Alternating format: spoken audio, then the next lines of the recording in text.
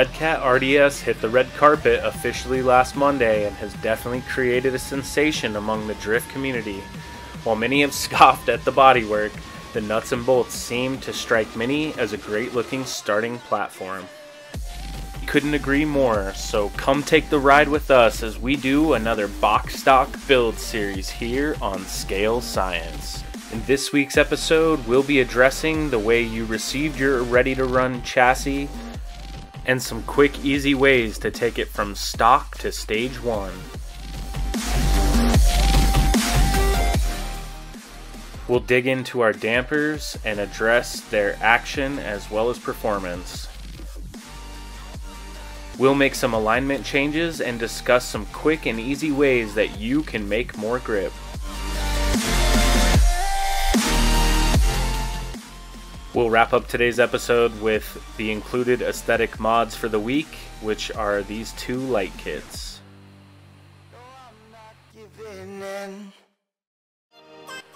We always begin our RTR journeys with some box stock laps. Here we're beginning on video with our first change having been made, which was tires to our vehicle. We went with some DS Racing LF5Ts. They are our house tire. They are what most of us are driving on at Scale Science, so this was a good place to start our benchmark tuning.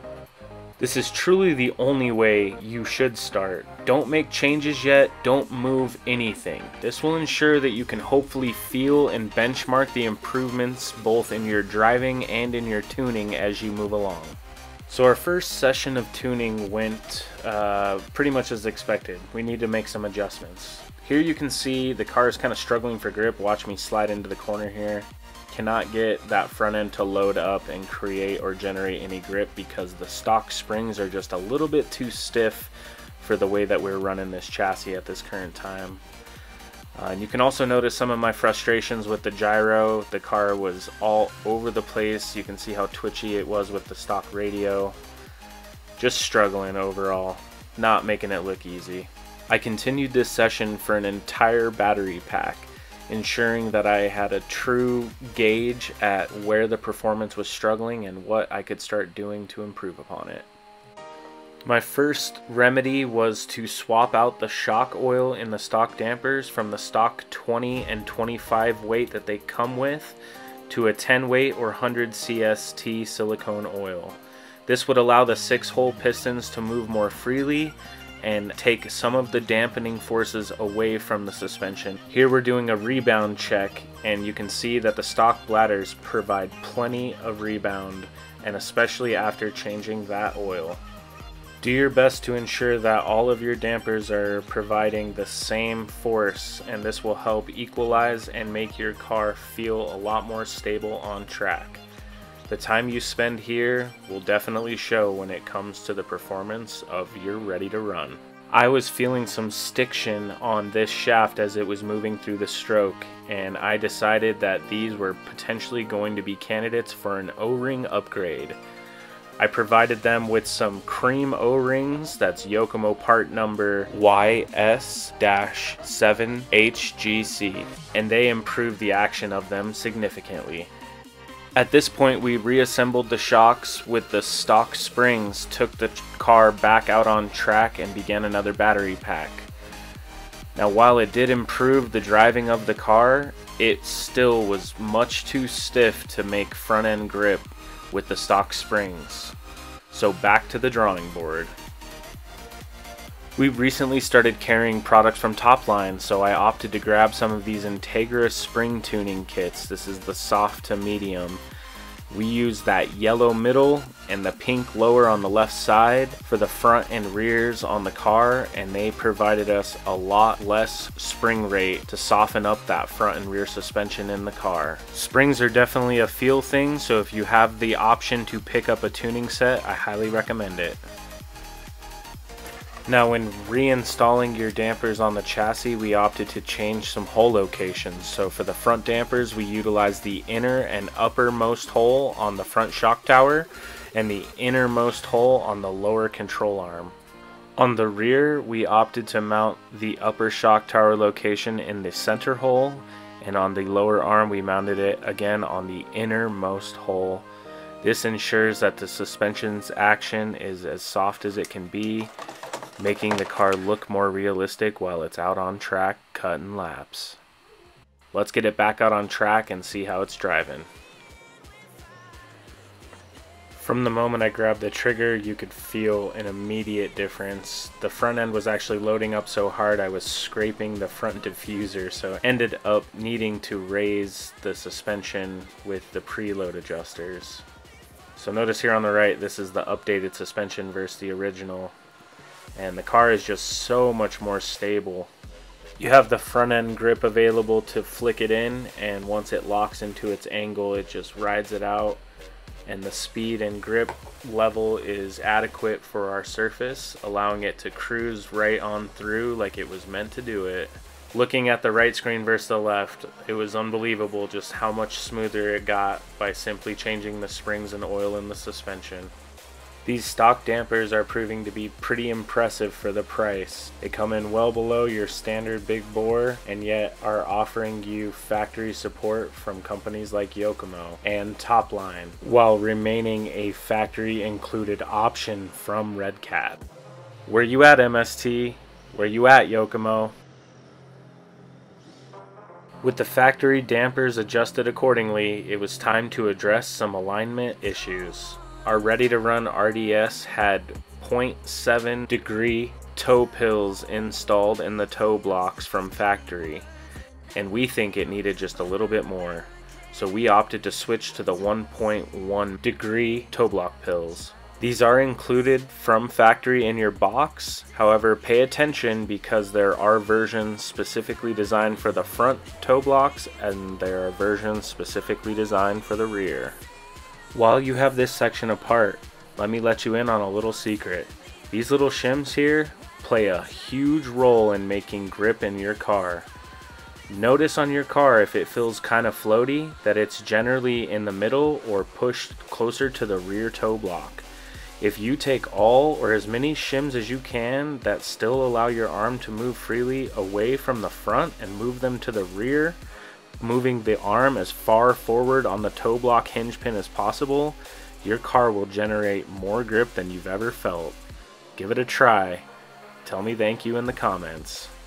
For now, I'm going to run 3 shims in the rear, 1 in the front, but in the coming weeks I'll experiment with moving all 4 shims to the rear and seeing if the car still feels smooth and grippy. Here you can see me failing because I forced a front toe block pill into a rear toe block. So again, pay special attention. We decided to run our front toe block to be the inner and downward most orientation, and for the rear 1.1 toe block we ran them in the most upper and outward position, giving the effect of a pro squat style rear end, allowing that rear end to soften up and squat down easier on throttle.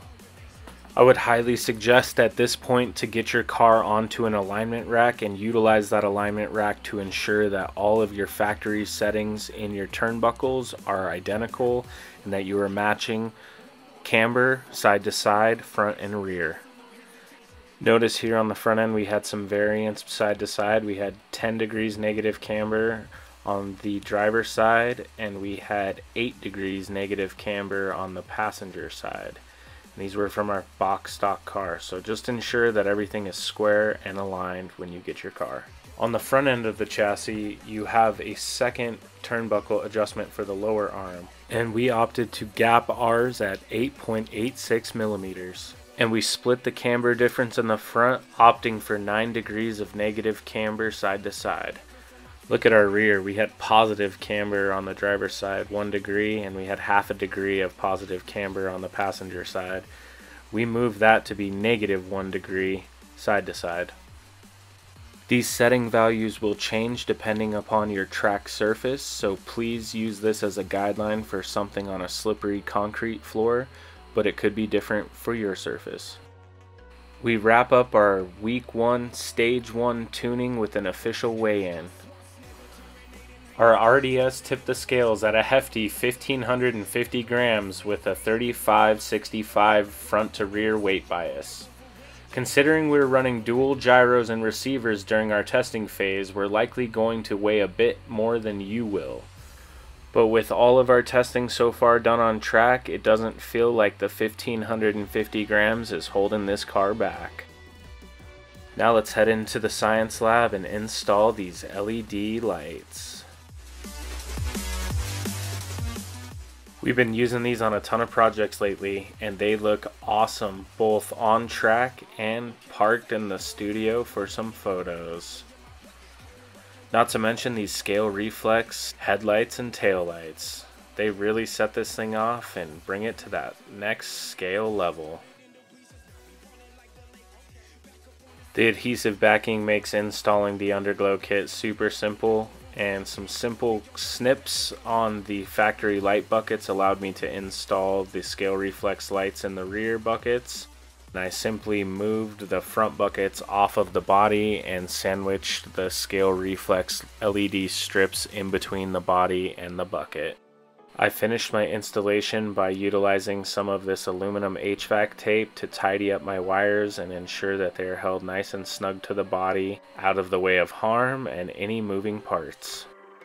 Stepping back and analyzing all of our footage that we gained after week 1 of testing with the RDS was incredible, and especially when comparing our results from our week 1 series with the RMX 2.0, the RDS really shined, and it did so on an extremely low budget when we compared it to our week 1 results of the RMX.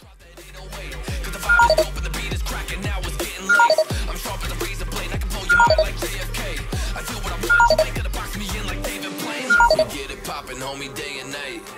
Got the party jumping, about to break the ice. Stay up on my grind, that's my way of life. I got tunnel vision, I'ma chase that ray of light.